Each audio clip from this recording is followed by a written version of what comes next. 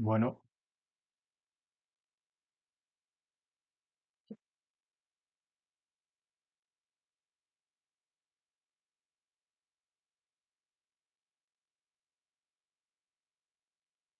buenas noches a todos. Voy a dar inicio con la segunda tutoría de refuerzo para la materia de Introducción a la Informática. En la tutoría del día de ayer fue un poco más teórica, más relacionado a todo lo que era con identificar las ventajas y las desventajas de los editores de texto versus los entornos de desarrollo integrados.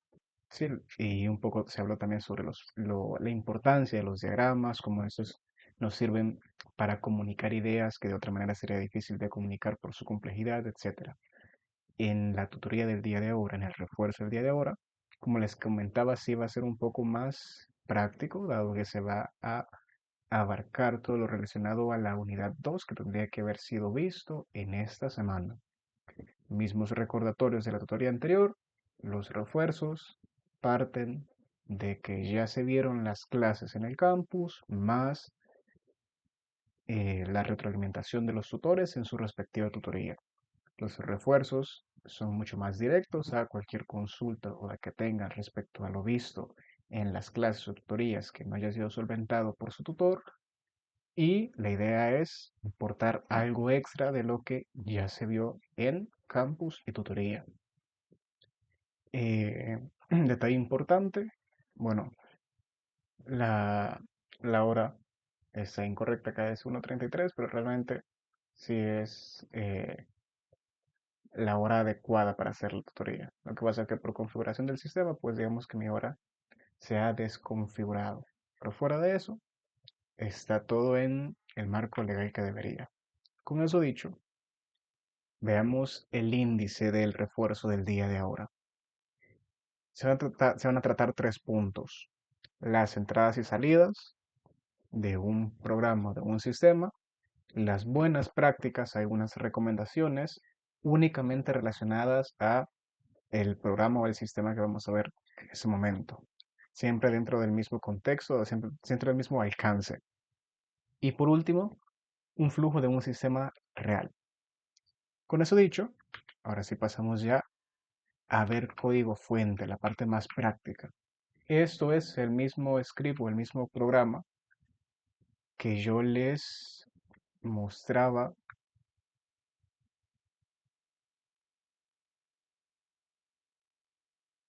el mismo programa o el mismo script que yo les mostraba en la tutoría del día de ayer, donde hacemos la comparativa entre editores de texto e IDEs. En ese momento, pues estoy en un IDE, con las únicas diferencias que, por ejemplo, agregué esta validación de acá, cambié el formato en el que esto se imprime y coloqué estas variables hasta arriba. Esa es la única diferencia respecto a lo visto el día de ayer en ese mismo script. Vaya, ¿por qué hice estas modificaciones? Y aquí viene esto. Este script se parece mucho a la estructura que ustedes tienen o vieron en la videoclase del campus cuando les hacen la introducción sobre el flujo de un sistema, sus partes, dónde inician. Estamos hablando todo dentro de la tecnología .NET con el lenguaje C Sharp, que es lo que les han mostrado a ustedes hasta el momento. Entonces es lo mismo, una solución o un programa dentro del archivo program que pueden ver acá arriba, program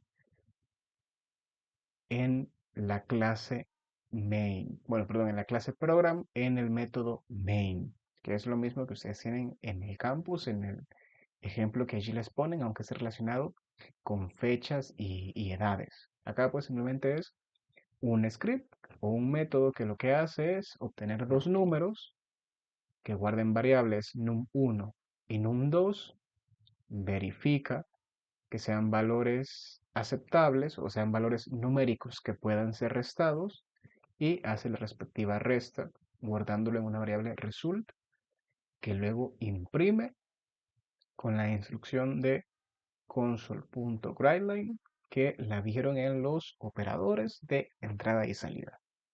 Al igual que esas de acá, y este console.readline, que lo vieron como un operador o una instrucción, un método de entrada, y este console.readline de salida. Hasta ahí todo esto es familiar. Entonces vamos a empezar partiendo de eso, las entradas, ¿no? En la parte del índice se hablaba de la parte de entradas y salidas, que es lo que ya vieron y que ya más o menos entienden e interpretan.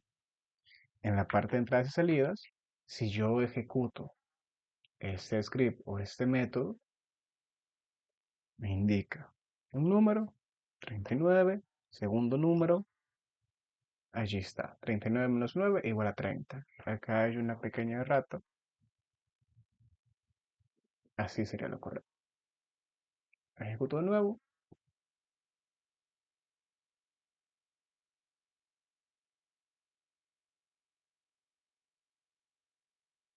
Necesitamos primer número, 39, segundo número, ahora sí, 30. Listo, funciona como se esperaría que funcione. ¿Qué pasa? Hasta el momento ustedes les han indicado que de esta manera, usando esta instrucción de salida console.writeline, ustedes dentro de los paréntesis deben de colocar o tiene dos elementos divididos por comas. Digamos que está todo este grupo de acá, que es previo a la coma, y está todo este grupo de acá, que es después de la coma. Antes de la coma, entre paréntesis, bueno, entre comillas dobles, perdón, se encuentra el mensaje de texto que ustedes quieren imprimir y entre llaves unos índices, donde esos índices hacen referencia a los valores después de la coma, que son esos de acá, que son variables. Entonces, lo que hace realmente es que esos valores o esos índices son sustituidos por los valores en estas variables. Y de hecho, si se fijan, el ID me, me colorea esos valores. Si yo pongo el mouse o el cursor sobre el índice 2, me colorea la variable resultado. Si yo lo coloco sobre el índice 1, me colorea la variable num2. Y si lo pongo sobre el índice 0, me colorea la variable num1 de la derecha, para indicarme que ese valor será sustituido por el contenido de la variable num1. Y esto es totalmente válido. Pero otra manera de hacerlo, que puede ser tal vez un poco más intuitiva, es la siguiente. Sí, acaso simplemente lo que he hecho es copiar, copiar la instrucción. Ahora la he comentado usando estos dos backslash. Lo he comentado y por eso ahora se ve como en gris. ¿Sí? Y lo que haré es sustituir la manera de imprimir la salida por otra manera que me va a generar el mismo resultado, pero que puede ser más intuitiva. Veamos por qué. La primera diferencia, igualmente, estoy colocando comillas dobles, pero voy a anteponerlo con el signo de dólar, con el símbolo de dólar. ¿Para qué me sirve esto? Bueno, ahora lo veremos. Igualmente, coloco resultado, tengo unas llaves acá, luego otras llaves y luego un igual con la llave que identifica el resultado final. ¿Dónde viene la diferencia? Que ahora en lugar de usar índices 0, 1, 2, utilizaré tal cual el nombre de las variables. Por ejemplo, num1, num2 y resulta. Y esto es exactamente igual que esto, pero en mi opinión mucho más legible, porque ya no debo de agregar un segundo valor dividido por coma y allí colocar las variables en cuestión, como sí que tuve que hacer acá. Acá yo debía de interpretar que según la posición las variables iban a ir siendo sustituidas.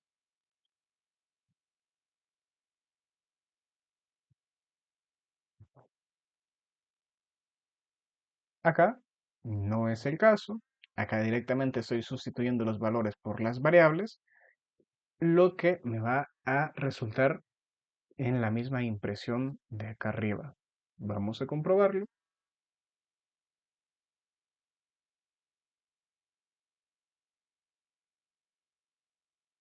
Me solicita que ingrese el primer valor y allí estaría. La salida fue exactamente la misma, aunque la manera que yo utilicé para representarla dentro del flujo del programa cambió. ¿De qué me sirve esto? Bueno, es una manera mucho más legible de definir tus salidas. Eso tiene un nombre como característica en los lenguajes que se llama string interpolation. Entonces, si tienen más dudas al respecto, pueden buscarlo así, string interpolation en C Sharp, y allí encontrarán documentación. Entonces, con esto doy apertura a el segundo punto de este refuerzo, que es las buenas prácticas o consejos. Vamos a hacer un barrido de todo lo que está haciendo este script o este método. Punto número uno, acá estoy definiendo las variables. ¿Sí? Definición de variables. ¿Por qué las estoy declarando acá arriba y no las declaro, por ejemplo, acá? Yo podría, por ejemplo, esto,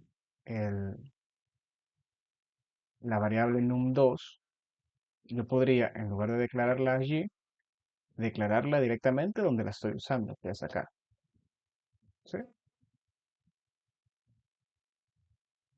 Yo podría declararla acá, mismo caso con num1, en lugar de declararla allá arriba, podría simplemente declararla acá, que es donde yo la voy a estar utilizando. ¿Por qué no lo hago así? Simple, porque es una buena práctica hacer la declaración de mis variables hasta arriba. Un atajo que pueden tomar es que si se fijan, yo estoy declarando ambas variables en una sola línea. ¿Por qué puedo hacer esto? Porque ambas variables no les estoy asignando ningún valor y las dos son del mismo tipo. Si recuerdan su clase donde les mostraba el profesor en el campus cuáles son los diferentes tipos que puede tener una variable, hay un tipo que es double, que es punto decimal, y como tanto num1 como num2 tienen el mismo tipo, que es double, y no les estoy asignando ningún valor, puedo hacer la definición en la misma línea. Pero ¿por qué result, si es una variable del mismo tipo, no lo hago acá arriba también? ¿Por qué no lo hago así? Y la respuesta es muy simple, porque result si le estoy asignando un valor, le estoy asignando el valor de cero. Es decir, estas de acá están siendo declaradas y esta de acá está siendo declarada e inicializada. Declarar significa únicamente dejar constancia que esa variable existe. Declarar e inicializar significa que estoy dejando constancia que la variable result existe y encima le estoy asignando un valor. En este caso, el cero. Entonces, buena práctica o consejo número uno, siempre coloquen las declaraciones y las inicializaciones de sus variables hasta arriba del flujo de su script o método o sistema. Luego, pues pasamos a esta parte de acá, que realmente es la entrada de datos. Sí, es simplemente usando instrucciones de salida y de entrada. Las de salida serían console.writeLine o write, y las de entrada serían console.readLine. Entonces, usando esas dos instrucciones, yo le indico al usuario qué es lo que quiero que me dé como argumento y lo guardo en la respectiva variable num. Ese proceso de acá es lo que se conoce como transformar el tipo de la variable. Cuando yo leo cuando yo uso esta instrucción para leer lo que el usuario me ha dado, lo voy a tomar como tipo texto o string. Pero dado que yo voy a hacer operaciones aritméticas, en este caso la resta, necesito trabajar con valores numéricos, particularmente con valores decimales, por eso utilizo to double. Yo podría también usar to int si quisiera trabajar con enteros, pero no, yo quiero trabajar con punto decimal. ¿Por qué? Porque quiero tener más precisión. Si yo trabajar con enteros, Si la resta se realiza entre un decimal y un entero, el resultado va a ser un decimal, pero se podría truncar la respuesta. Y como yo no quiero eso, yo quiero trabajar siempre con decimales, utilizo el tipo doble o doble. Entonces, este bloque de acá es entrada de datos. Vamos a este bloque de acá, que es una estructura de control.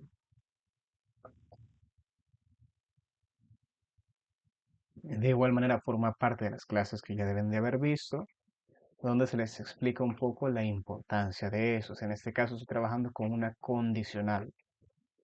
Esta condicional está dividida en dos secciones, esta de acá y esta de acá. Este operador de acá es el operador OR, que significa que únicamente se va a cumplir esa instrucción de acá adentro si cualquiera de los dos, es decir, uno o el otro, de allí viene el OR, claro, eso está en inglés, pero a nuestro idioma la traduciríamos como O. Entonces, si esta sección de acá o esta sección de acá es, es verdadero, entonces ejecuta eso de acá. Así de simple. ¿Y qué me están diciendo las instrucciones en estas secciones en cuestión?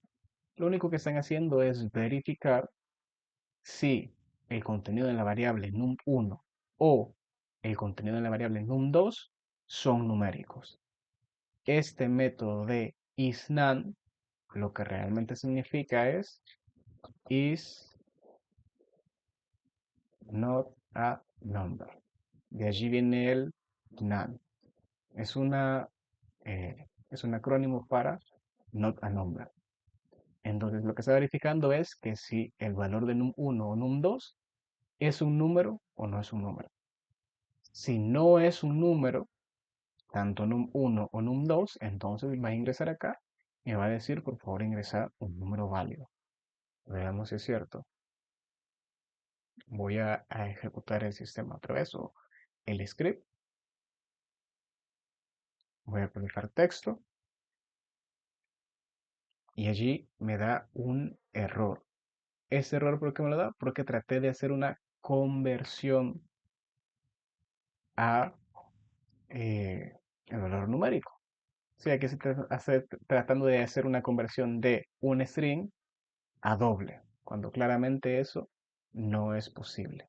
Entonces, de allí que venga el error. Yo lo que podría hacer es mover esta estructura de control más arriba, justo antes de realizar la conversión.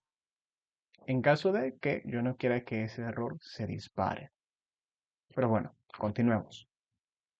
Luego de esa estructura de control, tengo ya la operación principal, que es la resta. Estoy restando el valor de la variable num1 con el valor de la variable num2 y eso pues simplemente es lo que muestro como salida. Y eso sería todo.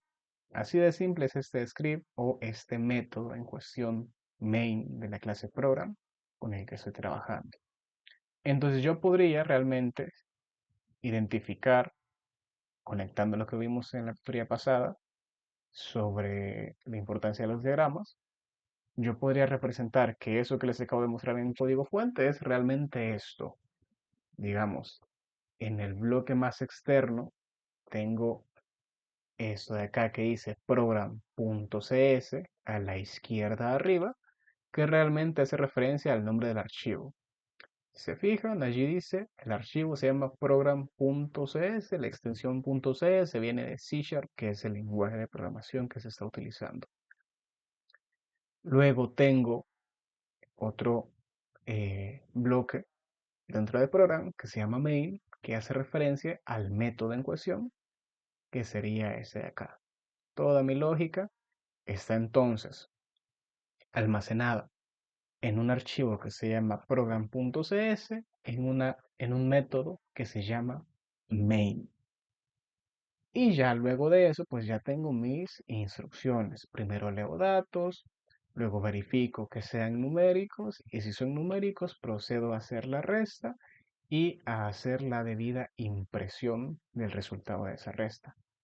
Ese diagrama que está acá es la representación de lo que hace este método de acá. Entonces, simplemente yo mostrando este diagrama, ya una persona con el debido contexto va a saber de qué estoy hablando. Pero ¿qué pasa? Aquí pasamos al punto número 3 de esta tutoría, que es cómo es el flujo real de un sistema ya en propiedad. Eso al final simplemente es una pequeña funcionalidad dentro de un sistema que debe de estar lleno de funcionalidades. Cómo funciona realmente ya en la vida real un sistema. Yo podría tener toda mi lógica acá, ¿sí? Y este diagrama eventualmente iría creciendo y creciendo y creciendo y se iría extendiendo según yo vaya agregando más operaciones. Agrego más verificaciones, agrego más operaciones, agrego más salidas, más impresiones. Y al final voy a tener que ese diagramita se va a hacer enorme y va a llegar a un punto en el que ya no va a ser entendible. Porque por mucho contexto que yo brinde sobre el diagrama para que la persona lo lea, necesita poder diversificar, por decirlo de alguna manera, o encapsular las funcionalidades. Más adelante van a ver eso, que es un concepto que le llaman divide y vencerás. Entonces, con eso claro,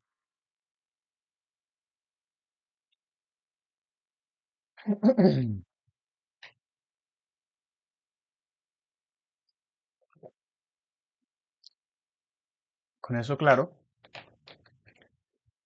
vamos a utilizar una mejor estrategia para mi flujo. ¿Qué voy a hacer? En realidad a mí me interesaría que mi clase, mi método main dentro del archivo program.cs solo se dedique a leer datos. Realmente solo quiero que haga eso. La parte de verificar, de restar y de imprimir, me gustaría que se realice en otro lugar. ¿Por qué me gustaría esto? Porque quiero que main esté limpio. Y al final, así es como funcionan los sistemas reales. Los que ya tienen muchos usuarios y que están constantemente en ejecución para suplir alguna necesidad. Ellos no ejecutan todas sus operaciones en un solo archivo, en una sola clase o en un solo método. Acá cuando decimos método, es lo que también les nombraron a ustedes como función. No toda la lógica de un sistema se ejecuta en un solo archivo, en un solo lugar. No, eso está distribuido a lo largo de diferentes archivos y de diferentes clases. ¿Cómo nosotros podemos hacer esto? De manera simple, ¿sí? Fácil. Voy a crearme, entonces, acá otro archivito para yo hacer en ese archivito la lógica de validar, es decir, esa estructura de control, hacer la resta y mostrar la salida. Yo quiero que estas instrucciones de acá se ejecuten en otro lugar. ¿Cómo puedo yo hacer esto? Simple. Acá en mi solución, en mi proyecto, voy a agregar un nuevo directorio. Le voy a colocar el nombre de utilities o utilidades. Y dentro de ese directorio voy a crear un nuevo archivo y le voy a llamar operaciones. Y aquí tengo mi archivo operaciones.cs. Veamos si es cierto. Ahí está. Operations.cs, que vive dentro de una carpeta que se llama utilities. Aquí ya empecé a dividir y agregar más archivitos. Tengo este archivo que me generó la clase operations. voy a crear un método, o también pueden llamarle función, que haga justamente ese proceso, que valide mi num1 y num2, me los reste y me lo imprima. Vamos a ver. Ustedes ya vieron igualmente la manera en la que se construyen métodos, ¿sí? Acá no estoy haciendo nada diferente. ¿Qué es lo que he hecho? Public, verán más adelante qué significa public. Static, igualmente verán más adelante qué significa static. Pero lo que sí pueden ya entender, double significa qué me va a retornar este método. ¿De qué es el tipo de dato que este método me va a retornar? Poniéndole double junto antes del nombre del método, y aquí le estoy poniendo subtract, porque pues va a ser una resta, va a sustraer, le estoy diciendo, va, este método de acá, que tiene este nombre, va a retornar un dato del tipo double. Eso de acá también se le conoce como la firma del método. Así que si alguna vez escuchan ese término, significa eso, firma. Listo, entonces tengo este método que me va a retornar un valor doble. ¿Qué recibe este método? Recibe dos valores. Va a recibir A y va a recibir B, que yo ya sé que son mis variables num1 y num2 respectivamente. Con eso hecho, entonces yo ya puedo cortar esas instrucciones de mi flujo principal y pasarlas acá. ¿Qué es lo primero que obtengo cuando veo esto? Veo que me está dando varios errores, están todos marcados allí en rectángulos rojos. ¿Qué significa esto? Me está diciendo que no conoce esas variables num1 ni num2 y mucho menos conoce result. ¿Por qué no las conoce? Porque estas fueron declaradas acá. Esas están, recordemos, a nivel de mi program.css main. Aquí es donde esas variables existen. Pero yo ahorita no estoy allí, yo ahorita soy acá, en un directorio que se llama utility, en un archivo que se llama operations.cs, en una clase que se llama operations. Específicamente el método, yo sé que se llama subtract. ¿Sí? Confirmo. Sí, así se llama. Subtract. Y aquí es donde yo estoy actualmente, que es donde yo quiero hacer mi lógica de verificar, restar e imprimir. Entonces es normal que si mis variables están declaradas acá y no acá, pues él me diga, no las conozco. ¿Qué voy a hacer entonces? Sustituir por las variables que él sí conoce. ¿Qué variables sí conoce?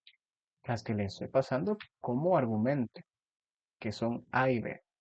Entonces voy a sustituir respectivamente A y B. A y B. A y B. ¿Y qué pasa con result? Tampoco lo conoce. Pero esta no se lo estoy pasando como argumento. Claro, no tendría sentido que yo le pase al método cuál es la respuesta. Si yo lo que quiero es justamente que me dé la respuesta. Entonces esa la puedo declarar acá. La voy a declarar y, o mejor dicho, inicializar. Porque le estoy definiendo el valor de result. Ahora sigo obteniendo un error. ¿Por qué tengo ese error acá en el return? Recordemos, la expresión return define qué va a devolver ese método. Yo ya dije, este método me va a retornar un valor doble, entonces yo esperaría que este método, cuando yo lo llame, me dé un valor doble. Pero ¿realmente esto es así? Veamos. ¿Qué he definido que va a hacer este extracto de código? Le he dicho que me va a verificar que las entradas que le doy, los números que le doy sean numéricos, sean valores numéricos, me los va a restar y me va a retornar un mensaje en consola diciéndome el resultado. Es decir, que aquí no estoy diciendo que me va a retornar un 2, un 3.5. No, yo le estoy diciendo me va a imprimir, no que me va a devolver un valor numérico. Entonces, realmente esto está mal.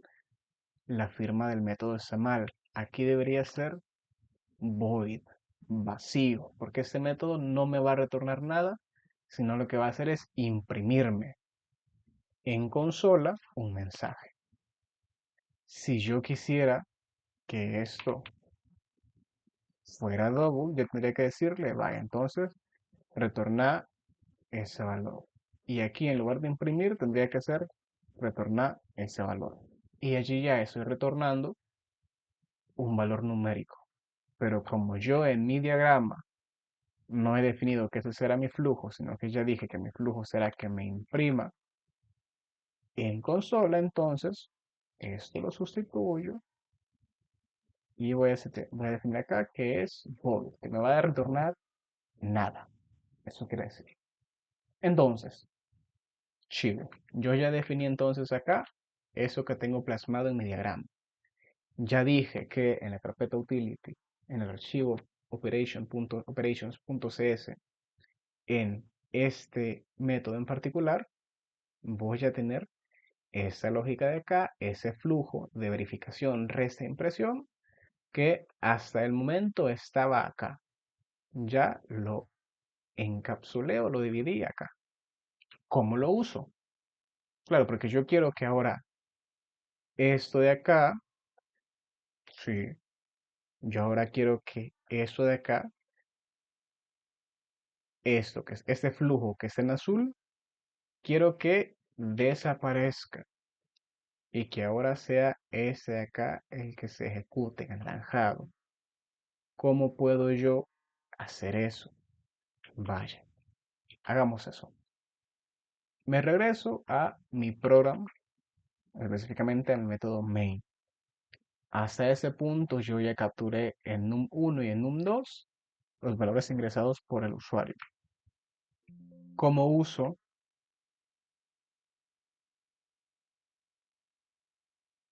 ¿Cómo uso eh, ese método subtract?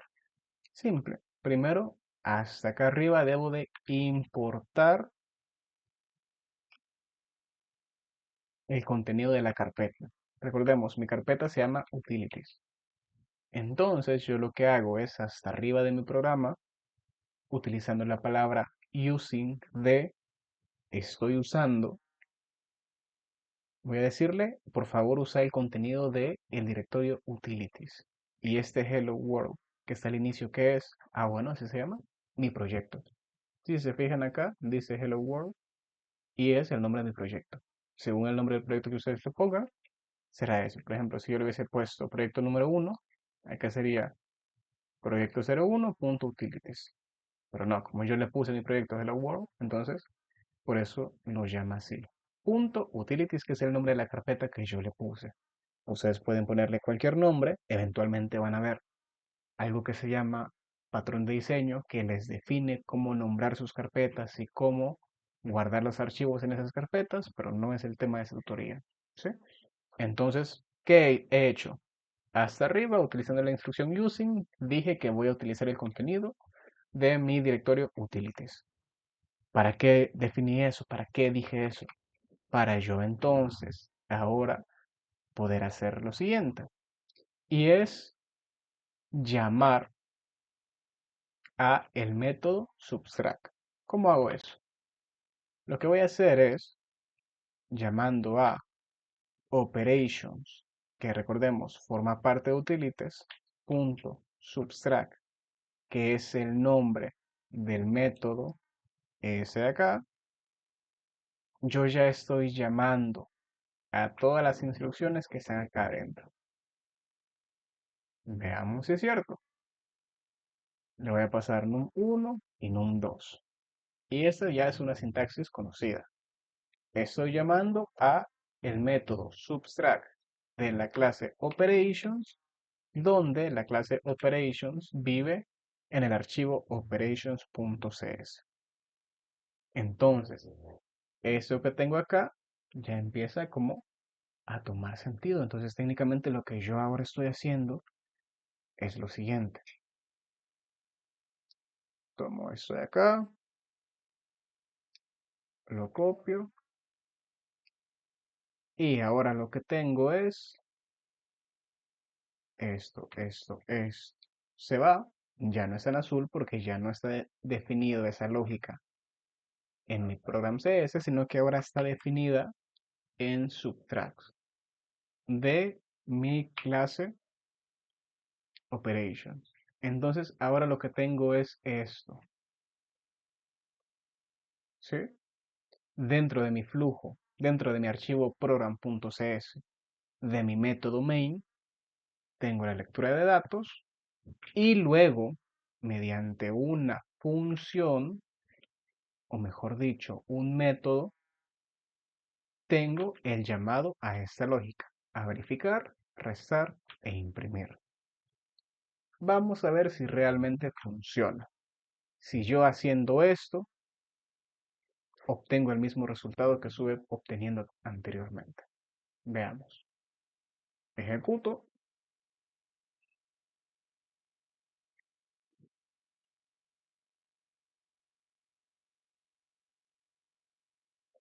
Me solicito el primer número, 50. Me solicito el segundo número, 25.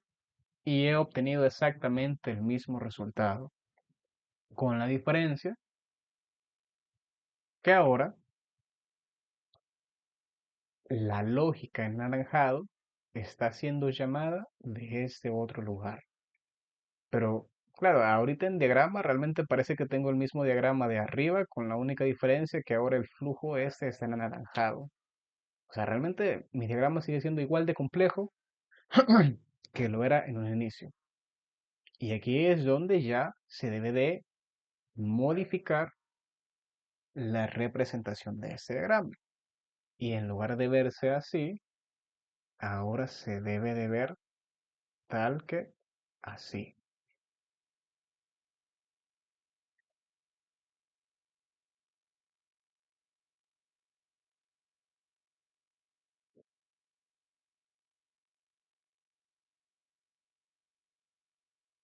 Y esto de acá es exactamente igual que esto de acá, simplemente que ahora se ve mucho más simple.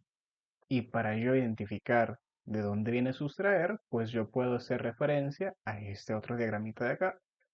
Entonces, la persona, el nuevo desarrollador que venga a verificar el código fuente de mi sistema, cuando yo le muestre qué es el flujo principal de mi sistema, le voy a decir, mira, en el archivo .cs que se llama program, en su método main, lo que hace es lee datos que el usuario ingresa y luego llama a un método que se llama sustraer.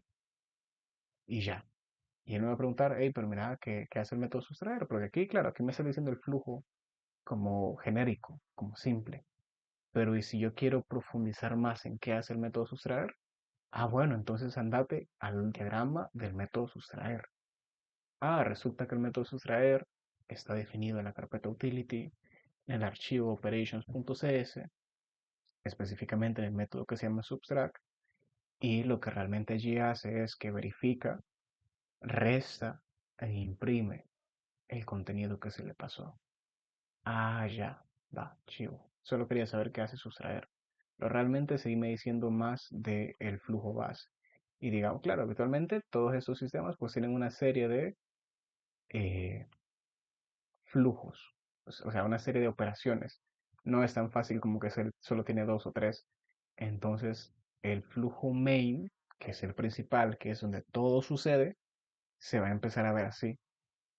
Se va a empezar a ver que llama a diferentes métodos de diferentes archivos, de los cuales extrae diferentes funcionalidades.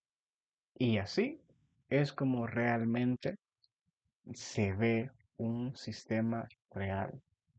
Por ejemplo, aquí podría ser otra funcionalidad. que sea multiplicar,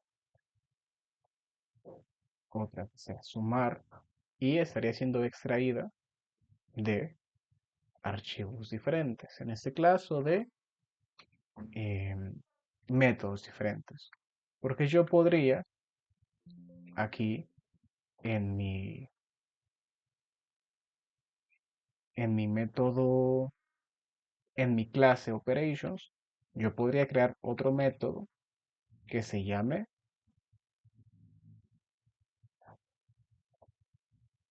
multiplicar. ¿Sí? De nuevo, mismo caso, tomo dos argumentos y lo que hago, voy a saltarme. Bueno, no me lo voy a saltar. Simplemente voy a copiar. Y lo que hago es que resulte, en lugar de ser una resta, va a ser una multiplicación. Y ya. Y así de simple. Y obviamente el mensaje debo de modificarlo para decir que lo que estoy realizando es una multiplicación. Y así de simple, yo en mi archivo operations ya tengo dos métodos. Uno que se encarga de sustraer y uno que se encarga de multiplicar. Aquí está el escrito. Sería multiply. Y así, poco a poco, yo voy dividiendo la, las operaciones que se hacen en program. Porque ahora entonces, si yo quiero mostrar el resultado de una multiplicación, llamo a operations, ahora al método que acabo de crear que se llama multiply, y le vuelvo a pasar los números. ¿Cómo se vería representado esto en, en el diagrama? Ya lo tengo representado. Y es ese de acá. Así de simple. ¿Cómo representaría esto? Yo podría copiar ese diagrama de acá, lo coloco acá abajo, voy a sustituir el nombre porque ya no es subtract, ahora es multiply, y aquí voy a sustituir la operación. Ahora es multiplicar. Y así de simple, ya tendría eso de acá. Voy a cambiarle el color para que sea coherente a lo que he colocado allá. Si no soy mal, le he puesto cian. Entonces voy a colocar todos estos elementos de ese mismo color. Vaya, y allí estaría. ¿Y este diagrama tiene sentido? Sí, tiene sentido, porque eso es lo que estoy haciendo. Leo datos, ejecuto un método que sustrae y ejecuto un método que multiplica. ¿Qué hace por dentro multiplicar y qué hace por dentro sustraer? Puedo verlo en su respectivo diagrama, si es que me interesa. Si no me interesa y solo quiero ver el flujo principal, pues lo veo acá. Y eso les permite que tengan su código mucho más ordenado, es mucho más legible y a medida va creciendo les va a salvar la vida. Veamos si esto funciona o esto solo es puro diagramita y teoría. Ejecutemos.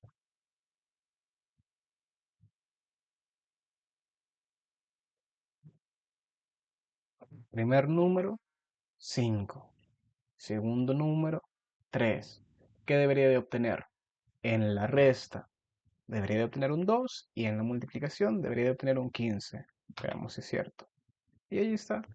5 menos 3, 2. 5 por 3, 15. Y mi programa o mi script está relativamente simple.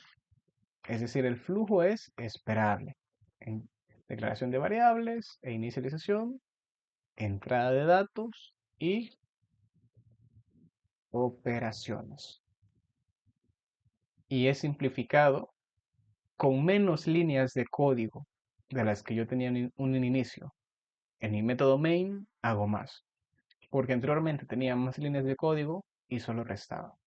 Ahora tengo menos líneas de código y resto y multiplico. Y así podría seguir con la división y la suma. Simplemente serían métodos que debo de ir agregando acá. una recomendación que doy siempre de la mano con el punto 2 de el índice de la tutoría del día de ahora es: vayan documentando lo que cada método hace. Documento qué es lo que hace este método Subtract y documento qué es lo que hace este método Multiply. ¿Dónde se documenta? Se documenta acá arriba. ¿Sí? Digamos, esta es una característica propia del ID que yo simplemente puse 3 front slash o backslash y él automáticamente me dio como esa plantilla. Me pone dos etiquetas que dice summary, que se refiere a que describa qué es lo que hace este método y le voy a colocar lo que hace. Multiplica dos números. Así de simple. ¿Cuáles son esos números? A y B. Mismo caso para el método subtract. Coloco 3 front slash, me da la plantilla automáticamente y escribo resta dos números. ¿De qué me sirve a mí haber puesto estos comentarios acá arriba? Que se ven así todos verbosos y la verdad se ven un poco feos. Antes estaba más bonito todo porque todo estaba más limpio. ¿De qué me sirve haber puesto eso allí que se ve feo? Cuando tengan métodos más complicados, esto les va a ayudar mucho, porque no se van a acordar después de un tiempo de qué es lo que hace cada método. ¿Y qué les tocaría si no se acuerdan? Ir al método y volver a revisar la lógica línea por línea para acordarse qué hace. ¿De qué me sirve que yo le haya puesto ese comentario ahí arriba? Ah, bueno, yo ahora me voy a el flujo principal, el punto de entrada principal, el main, y hago hover sobre ese método y allí me dice, me está dando lo que yo le escribí en el comentario. Me está diciendo que resta dos números, A y B. Si yo bajo, me está diciendo que multiplica dos números, A y B. Y eso no estaba antes. Si yo vengo y se lo quito a multiply, por ejemplo, cuando yo regrese acá, subtract lo va a seguir manteniendo. Ahí me dice, resta dos números. Pero multiply ya no tiene nada. Ya no me dice qué es lo que está haciendo. Claro, en este caso el nombre es muy predictivo, ¿va? Multiply. Ah, me está diciendo que multiplica. Pero no todos tus métodos van a tener un nombre tan predecible para saber qué es lo que hace. Entonces es allí donde te sirve tener bien documentado esto. Igual yo podría ponerle este número debe ser positivo y este número debe ser negativo. Y eso también se va a renderizar acá cuando me explique qué es lo que hace el método. Multiplica dos números, A debe de ser positivo y B debe de ser negativo. Obviamente, acá pues yo tendría que implementar las debidas validaciones. Acá, además de validar que sean números, debería de validar que A sea un número positivo y que B sea un número negativo. Porque de nada me sirve colocarlo acá como documentación si el método o la lógica en realidad no lo hace. Estaría mintiendo y eso me generaría conflictos al final. Porque yo estoy leyendo que un método hace una funcionalidad, pero realmente no la está haciendo. Entonces, para ir concluyendo y en resumen, ¿qué es lo que vimos el día de ahora? Bueno, lo que vimos fue las entradas y salidas, que es lo que les mencionaba, el console.write, el console.readline, cómo formatear eso, específicamente la salida, para que sea mucho más intuitiva utilizando el signo de dólar y que entre llaves, en lugar de estar un índice, esté tal cual el valor de la variable.